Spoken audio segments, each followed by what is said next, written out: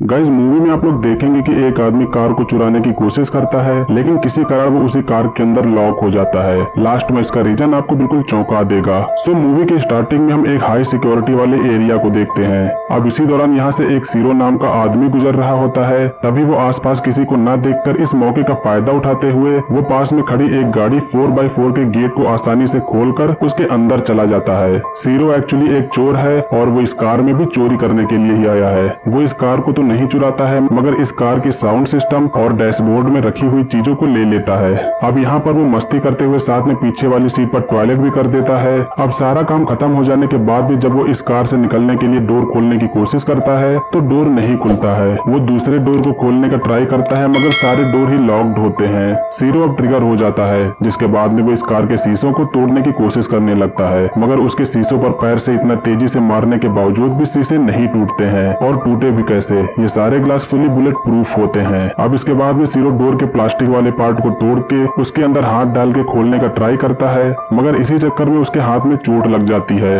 अब जब उसके पास में कोई चारा नहीं बचता है तो वो अपने बैग से गन निकालता है और आगे की विंड शील्ड पर चलाता है। लेकिन जैसा कि मैंने बताया कि सारे शीशे बुलेट प्रूफ हैं, इसीलिए गोली चलाने के बाद में बुलेट रिफ्लेक्ट होकर उसी के ही पैर में लग जाती है, जिससे यहाँ पर सीरो की मुसीबत अब और भी बढ़ जाती है। खून को रोकने के लिए वो अपने घाव पर टी शर्ट लपेटता है। अब तभी बाहर एक औरत आती है जो इस कार के शीशे से अपनी लिपस्टिक को ठीक करती है। इससे ये पता चलता है कि कार के सभी शीशे पोलराइज्ड हैं, यानी कि बाहर से अंदर कुछ भी दिखाई नहीं देगा। और इसके बाद में वो औरत यहाँ से चली जाती है। सीरो अब अपने फोन से अपने वाइफ को कॉल करने की कोशिश करता है, लेकिन उसके फोन में बैटरी खत्म हो चुकी थी, जिससे फोन ऑफ हो जाता है। सीरो अब यहाँ पर बेहद ही बुरी तरीके से फंस चुका है। उसके पास में यहाँ पर कुछ खाने के लिए भी नहीं है और पीने के लिए उसके पास में बस थोड़ी सी पेप्सी होती है। खैर, अब ये रात तो किसी तरह सीरो निकाल लेता है और अगले दिन जब सीरो जागता है तो उसने जो रेडियो चुराया था उसको कार में वो वापस लगाता है और कार में म्यूजिक बजाकर कुछ रिलैक्स करने की कोशिश करता है। वो साथ में फिर से डोर तोड़ने की कोशिश करता है, लेकिन इसी दौरान उस कार में अब कॉल आती है। सीरो कॉल को उठाता है, जिसके बाद में वो आदमी बताता है कि मेरा नाम डॉक्टर एनरिक फेरारी है, मैं इस एसयूवी का मालिक हूँ। मेरी 28 बार कार चोरी हो चुकी है और इसको मिला के अब 29 हो जाएंगी। मगर सीरो सिर्फ एक ही वर्ड कहता है कि मुझे यहाँ से बाहर निकालो। अब एनरिक इस कार की कुछ खूबियां बताता है। वो बताता है कि ये कार पूरी तरीके से बुलेट प्रूफ है, इसके ग्लास पोलराइज्ड है और इसका पूरा कंट्रोल मेरे पास में है। सीरो उसे गाली देते हुए उसे यहाँ से निकालने के लिए कहता है और कहता है कि मुझे बहुत तेज प्यास लगी है, यहाँ पर बहुत ज्यादा गर्मी भी है। जिसके बाद में फोन कट हो जाता है और एसी चालू हो जाती है।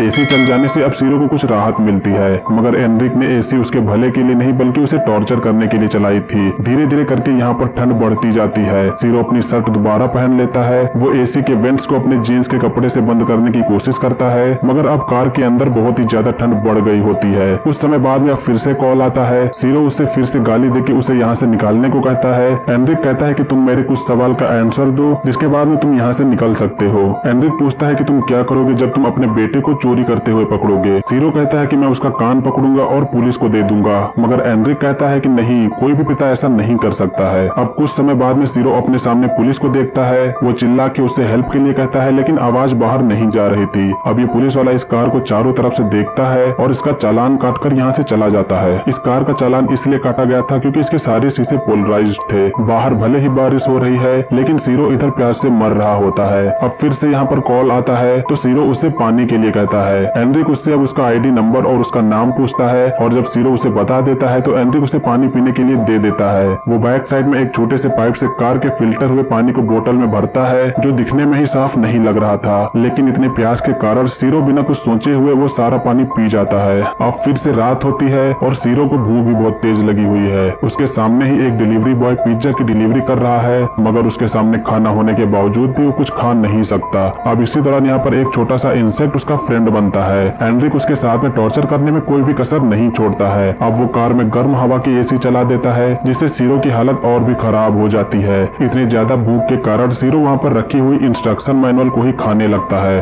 और जब उसे पानी नहीं मिलता है तो उसे अपने ही टॉयलेट को पीना भी पड़ता है। अब इसी दौरान बाहर एक और चोर आता है जो इस कार को खोलने की कोशिश करने लगता है, मगर तभी कोई आदमी आ जाता है जो उसे ऐसा करने से रोक के उसे पकड़ लेता है, जिसके बाद में वहाँ पर पुलिस भी आ जाती है। बाहर यहाँ पर इतनी ज्यादा हलचल हो रही है, मगर किसी को भी इस बात की खबर नहीं होती है कि इस कार के अंदर कोई शख्स मर रहा है। अब रात हो जाने पर जब उससे भूख कंट्रोल नहीं होती है तो वो अपने साथी कीड़े को खाने की कोशिश करता है, लेकिन फिर उसके मन में कुछ ऐसा आता देता है जिससे वो उसे नहीं खाता है। इसी दौरान अब बाहर एक कपल भी आते हैं जो साथ में इंटीमेट होते हैं, मगर सीरो उन्हें देखने के अलावा और कुछ भी नहीं कर सकता। अगले दिन फिर से एनरिक का कॉल आता है, जिसके बाद में एनरिक सीरो से बता देता है कि डैशबोर्ड के नीचे एक चॉकलेट बार है जिसे तुम खा सकते हो। सीरो के चॉकलेट खाने के बाद में अब वो कुछ अच्छा महसूस करता है। सीरो अपने मोबाइल की बैटरी को निकालकर बाहर धूप में रख देता है और बाहर सभी लोगों के रूटीन को देखने लगता है। काफी बार कोशिश करने के बाद में सीरो आखिरकार दरवाजे में छोटा सा छेद कर देता है, मगर ये छेद इतना छोटा होता है जिससे कोई आवाज भी बाहर नहीं जा सकती। अब तभी फिर से एनरिक का कॉल आता है। वो बताता है कि मेरे पास इरीना और लियोनल की न्यूज है। इन दोनों के नाम सुनकर सीरो हैरान होता है, क्योंकि ये दोनों उसके बीवी और बच्चे थे। सीरो उससे पूछता है कि तुम उसके बारे में कैसे जानते हो, जिसके बाद में एनरिक बताता है कि मैंने तुम्हारी फैमिली से बताया है कि तुमने लॉटरी में $1 लाख जीते, जिसे वो तुम्हें देने के बाद में यहाँ से चला गया। इसे सुनकर सीरो को बहुत ही गुस्सा आती है। अब जब फोन कट हो जाता है तो सीरो ने जो बाहर बैटरी निकाल कर रखी थी उसको फोन में डालता है। फोन में बैटरी डालने पर फोन खुल जाता है और वो जल्दी से इसके बाद में अपनी वाइफ इरीना के पास में कॉल करता है, मगर उसकी वाइफ कॉल पिक नहीं करती है, जिससे सीरो को वॉइस मेल छोड़ना पड़ता है और इसके बाद में बैटरी भी डेड हो जाती है। अब अगले सीन में हम देखते हैं कि सीरो खाली बैठकर बार बार कार के स्टार्ट बटन पर क्लिक कर रहा है, लेकिन कुछ समय बाद में कार स्टार्ट हो जाती है। कार का गियर रिवर्स में अटका हुआ था, जिसके बाद वो तेजी से कार को पीछे की ओर ले जाता है, जिससे अब यहाँ पर कार का एक्सीडेंट हो जाता है और वो कार से बाहर निकलता है। वो सीधा कार से बाहर निकलकर पास के पेट्रोल पंप पर वहाँ के कैफे में जाता है। वो यहाँ पर से पानी की बोतल उठाकर और खाने के लिए बर्गर लेकर टेबल पर जाकर खाने लगता है, लेकिन तभी वहाँ का सिक्योरिटी गार्ड आके कहता है कि इसके लिए तुम्हें पे करना होगा, मगर सीरो उसे गोली से मार देता है। लेकिन अब हमें यहाँ पर ये पता चलता है कि सीरो एक सपना देख रहा था। सीरो इस सब से अब पूरी तरीके से ऊब चुका है, इसीलिए वो इससे छुटकारा पाने के लिए सुसाइड का रास्ता चुनता है। वो गन को अपनी ओर करके ट्रिगर दबा देता है, लेकिन किस्मत से उस स्लॉट में बुलेट नहीं थी, जिसके बाद में वो गन को फेंक देता है। अब जब फिर से एनरिक का कॉल आता है तो एनरिक उसके सामने आता है, लेकिन सीरो एनरिक को उसके सामने देखने पर वो कोई भी रिएक्शन नहीं करता है, क्योंकि किसी भी रिएक्शन के लिए अब उसमें ताकत नहीं बची थी। एनरिक अब कार में आकर बैठता है और वो सीरो से कुछ बातचीत करता है। सीरो ने पहले जॉइंट लाने के लिए रिक्वेस्ट किया था, इसीलिए एनरिक जॉइंट भी लाया होता है, मगर अब जब एनरिक फोन पर किसी से बात करने लगता है तो इसी दौरान सीरो उसकी गन उठाकर उस पर चला देता है, जिसके बाद में वो गाड़ी से निकलकर रेंगते हुए यहाँ से भागने की कोशिश करता है। उसके अंदर चिल्लाने की भी पावर नहीं बची थी जिससे वो किसी से हेल्प मांग सके। वो गन चला के इशारा करने की कोशिश करता है, लेकिन एनरिक को गोली छू के निकल गई थी, जिसके बाद में वो सीरो को पकड़ के फिर से कार के अंदर ले जाने लगता है। लेकिन इसी दौरान दूसरी तरफ से एक पुलिस यहाँ पर पेट्रोल करते हुए आती है, जिसके बाद में उन्हें देखकर एनरिक को गन नीचे रखकर उसे छोड़ने को कहती है। एनरिक उससे कहता है कि ये हमारे आपस का मामला है। अब देखते ही देखते यहाँ पर काफी सारी पुलिस आ जाती है, कई सारे रिपोर्टर्स और ढेर सारे लोग भी यहाँ पर इकट्ठा हो जाते हैं। अब यहाँ पर काफी बड़ी प्रॉब्लम खड़ी हो चुकी है, क्योंकि एनरिक का जो प्लान था वो फेल हो चुका है, जिसके कारण एनरिक के ऊपर अब खून सवार हो जाता है और इसीलिए एनरिक के साथ में निगोशिएशन करने के लिए यहाँ पर अमेडियो नाम के एक पुलिस ऑफिसर को बुलाया जाता है, जो हाल ही में रिटायर हुआ था।